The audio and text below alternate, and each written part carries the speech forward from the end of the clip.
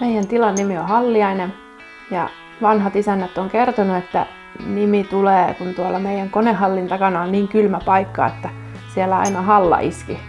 Oli kevät tai syksy, niin sitten tämä on siitä juontanut nimensä, että Halliainen. Meidän tila on maitotila.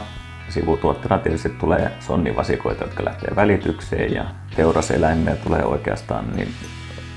Ely-keskukselta ollaan haettu tukea ja saatu joka kerta, kun ollaan haettu.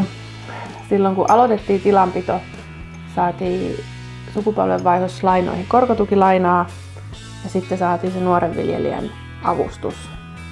Ja sitten kun rakennettiin uusi navetta, niin siihen saatiin korkotukilainaa ja investointiavustusta. Vanhassa navetassa mätettiin rehut käsineen. Se on semmoinen 2000 kiloa AIV:tä päivässä hangolla lehmien eteen.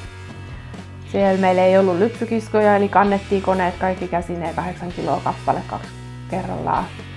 Ja nyt kun robotti lypsää, niin ehkä mukavin on se, että aamulla saa nukkua tunnin pidempään. Ei tarvitse ihan kukonlauluaikaa olla jo menossa.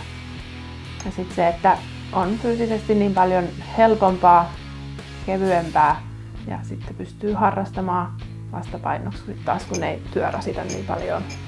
Ja varmaan suurin ehkä eläinten kannalta on se, että nyt pystytään keskittymään siihen eläinten hoitoon, eikä pelkästään siihen fyysiseen työhön, että lypsyyn ja siihen ruokintaan, että nyt jää enemmän aikaa niin kuin huomioida niitä eläimiä.